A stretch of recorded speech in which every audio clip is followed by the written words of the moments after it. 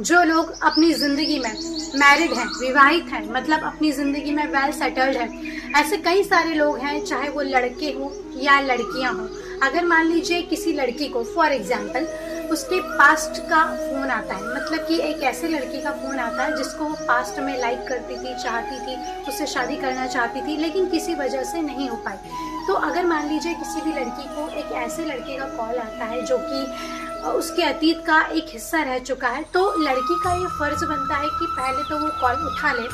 और आध्यात्मिक रूप से, स्पिरिचुअल रूप से अगर वो डेफिनेटली अपनी लाइफ में वेल सेटल्ड है, तो वो सामने वाले लड़के को ये समझाए कि इंसानियत और आध्यात्मिकता हमें ये सिखाती है कि हम अपने जीवन में जो सीढ़ियाँ चढ़ चुके हैं वो हम अपनी मर्जी से चढ़े हैं,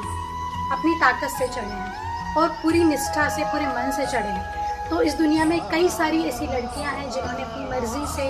अपने अतीत को किसी कारणवश छोड़ा, या फिर यूँ कह लीजिए कि उनकी नहीं बनी, ब्रेकअप हो गया, उसके बाद वो अपनी ज़िंदगी में आगे बढ़ी। हो सकता है कि इस बात में गलती उसकी भी रही हो या फिर लड़के की रही हो, किसी की भी रही हो, लेकिन अगर कोई ज़िंदगी में आगे बढ़ चुका है और अगर वो पूरे मन से, विश्वास के साथ में आगे बढ़ा है और बहुत खुश है अपनी लाइफ और खुश रहने की कोशिश भी कर रहा है और उसको पॉजिटिविटी अपनी ज़िंदगी में अपने हस्बैंड से मिल रही है, अपनी फैमिली से मिल रही है, तो उसको 2 बार सोचना चाहिए और उस सामने वाले लड़के को ये बोलना चाहिए कि स्पिरिचुअली वो अपनी ज़िंदगी में इस तरह से खुश है जो पहले नहीं थी। तो जो हुआ वो अच्छा हुआ और जो हो रहा है वो भी अच्छा हो रहा है और जो होगा वो भी अच्छा होगा। ये बात मैं ख़ास तौर से उन लड़कों के लिए बोल रही हूँ, उन लड़कियों के लिए बोल रही हूँ